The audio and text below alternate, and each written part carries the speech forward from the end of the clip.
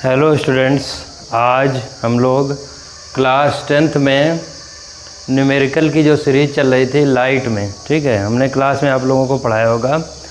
तो उसी के आगे जो है हम जो क्वेश्चंस देखिए, क्लास में हमने जो है क्वेश्चन नंबर 13 तक लाइट में जो है प्रकाश जो पढ़ा रहे थे कक्षा 10 में क्वेश्चन नंबर 13 तक पढ़ा दिया था, ठीक है।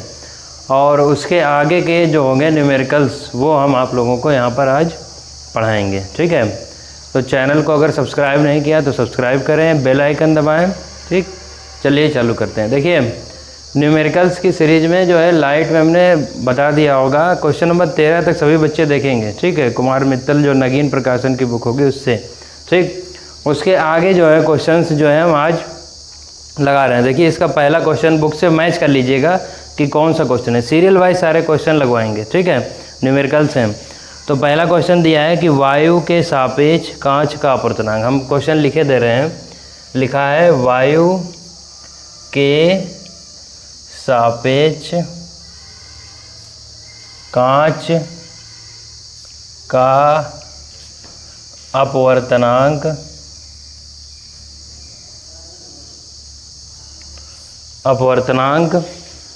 1.50 है, ठीक, ये दिया है। दूसरा दिया है तथा कांच के सापेक्ष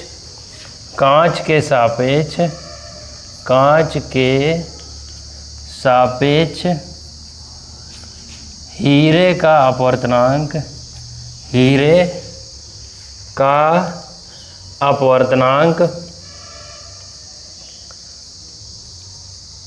ये दिया है 1.61 है। तो कह रहा है कि वायु के सापेक्ष हीरे का अपवर्तनांक ज्ञात कीजिए। देखिए इसमें कह रहा है वायु के सापेक्ष हीरे का अपवर्तनांक ज्ञात करना है, ठीक। अब देखिए इसमें क्या करते हैं, ध्यान दीजिएगा, ठीक। सबसे पहले देखिए क्या करते हैं, अपवर्तनांक। क्या अपवर्तनांक को लिखा किससे जाता है, सभी को मालूम है। अपवर्तनांक को किससे लिखा जाता है, n से लिखा जाता है। किससे लिखा जाता है, n से लिखा जाता है, ठीक, n से लिखा जाता है। अगर इसमें कह रहा है वायु के सापेक्ष कांच का अपवर्तनांक, देखिए हम यहाँ सबसे पहले क्या मान लेंगे, माना वायु के लिए हम रिप्रेजेंट कर रहे हैं a, वायु के लिए क्या कर रहे हैं a, ठीक। कांच के लिए क्या कह रहे हैं, कांच के लिए हम रिप्रेजेंट कर रहे हैं g। क्या रिप्रेजेंट कर रहे हैं, g, a for air, g for glass, ठीक है। और हीरे को इंग्लिश में क्या कहते हैं, डायमंड। क्या कहते हैं, डायमंड, इसको d से लिख दिया, ठीक, क्लियर है। अब देखिए अब क्वेश्चन कैसे लगाते हैं। अपवर्तनांक को किससे लिखा जाता है, अपवर्तनांक को लिखा जाता है n से। किससे लिखा जाता है, n से। देखिए क्वेश्चन लगाएंगे कैसे। क्वेश्चन लगाने का तरीका पहले ये समझ लो कि वायु के सापेक्ष कांच का अपवर्तनांक, तो इसको कैसे लिखेंगे, वायु के लिए क्या है a, ठीक है, अपवर्तनांक n माना और g, ठीक है। अगर कहेगा किसी के सापेक्ष तो वायु पहले, तो a अपवर्तनांक g, तो ये क्या होगा, वायु के सापेक्ष कांच का अपवर्तनांक, ठीक, कितना है 1.50, ठीक है। दूसरा देखिए लिखा है कांच के सापेक्ष हीरे का अपवर्तनांक।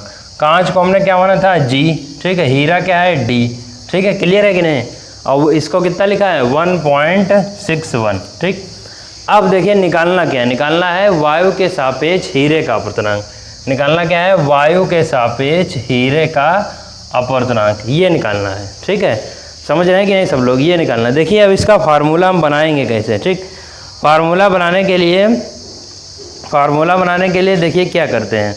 फार्मूला बनाने के लिए अगर हम ये वाला कोई भी, अगर मान लो ये लेते हैं हम इसमें, क्योंकि यहाँ पर g आ रहा है और यहाँ पर d आ रहा है, ठीक है। तो इसका देखिए हम इसका फार्मूला कैसे बनाएंगे, ठीक। अगर g एंड d इक्वल लिखा जाए, हमारी बात समझिएगा, अगर क्या लिखा जाए, g एंड d इक्वल लिखा जाए, तो g एंड d लिखने के लिए क्या करेंगे, देखिए सबसे पहले जो बाद में क्या लिखा है, डायमंड लिखा है कि नहीं, ठीक है। तो डायमंड को क्या करते हैं, ये वाला a एन d, ठीक, अपॉन में क्या आएगा a एन g, ठीक है, a एन d अपॉन में a एन g। ये ध्यान रखना कि अगर जो है g एंड d निकालना, मतलब क्या हो कि अगर कोई दो चीज़ें दी हुई हैं, यहाँ पर क्या दिया गया, ग्लास दिया गया, डायमंड दिया गया, तो उसका जो फार्मूला होता है वायु के सापेक्ष पीछे वाला क्या है डायमंड, ठीक है, AND लिखेंगे और पान में क्या आ जाएगा, इसके आगे वाला क्या है ANG। समझ रहे हैं कि नहीं। अब देखिए निकालना क्या है, AND निकालना है। क्या निकालना है, AND। तो AND इक्वल लिखेंगे तो बताइए क्या होगा, GND, ठीक है, इनटू में ANG। क्लियर है। अब क्या करते हैं, बस क्वेश्चन लग गया। AND के लिए क्या करेंगे, AND के लिए इसकी जो है वैल्यू रख दो यहाँ, कितनी है, GND की वैल्यू कितनी है 1.61, ठीक, और ANG की वैल्यू कितनी, ANG की वैल्यू है 1.50, ठीक। अच्छा, जब इसकी मल्टीप्लाई करेंगे, ठीक, वायु के सापेक्ष हीरे का अपूर्णांक, तो देखिए आंसर मैच कर लीजिएगा। जो आंसर आएगा मल्टीप्लाई करने पर वो आएगा 2.41 समथिंग में चलेगा, ठीक है कि नहीं। तो ये आपका जो है ये एक पहला क्वेश्चन हो गया, समझ रहे हैं कि नहीं।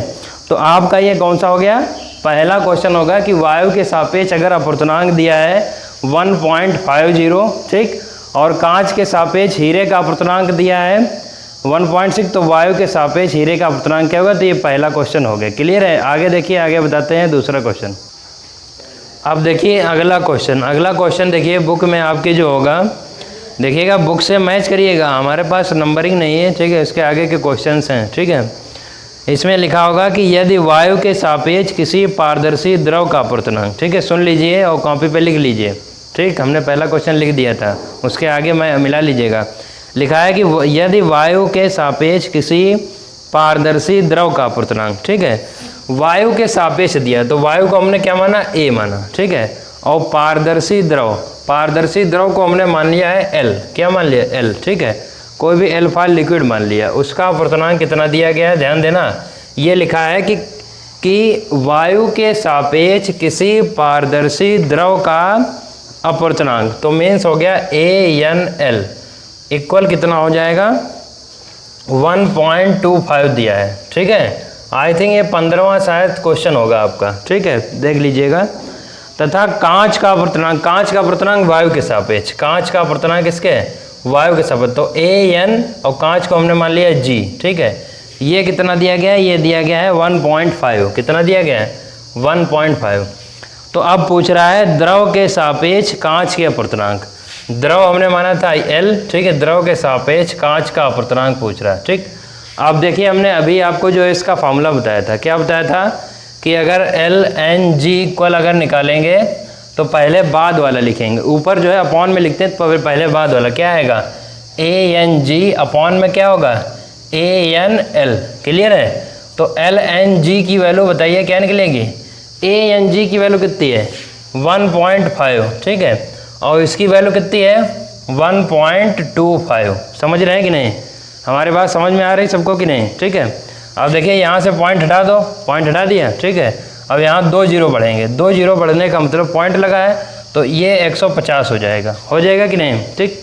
अब काट दो इसको, किससे काटे बताओ, इसको काटो, ठीक है। इसको 5 से छोटे छोटे काटते हैं, चलो 5 से काट लेते हैं, 5 3 15, ठीक है, और ये क्या होगा 5 दूनी 10, 5 25, 5 6 30, और क्या होगा 5 25, ठीक है। अब 5 से जब काटेंगे तो 5 कम 5, और कितना बचा 1 बचा, और 5 दूनी 10, तो LNG इक्वल जो आएगा वो आएगा 1.2, ठीक है।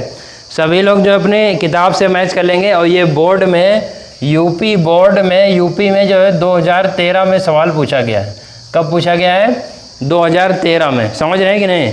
ये जो तुम्हारा क्वेश्चन पूछा गया है यूपी में 2013 में जो है क्वेश्चन पूछा गया है। अगला जो है क्वेश्चन देखते हैं। देखिए तीसरा क्वेश्चन, ठीक है, तीसरा क्वेश्चन दिया था, पढ़ रहे हैं। लिखा है निर्वात में प्रकाश की चाल, क्या निर्वात में प्रकाश की चाल दी है 3 × 10⁸, ठीक है। तीसरा जो हम नंबरिंग आप कर लीजिएगा, हम पढ़ रहे हैं, ठीक है। तीसरा क्वेश्चन मतलब जो यहाँ से हम जो तीसरा क्वेश्चन, एक पहले लगवाया एक दूसरा, अब ये तीसरा क्वेश्चन, ठीक है। लिखा है निर्वात में प्रकाश की चाल, ठीक है। क्या लिखा है निर्वात में प्रकाश की चाल।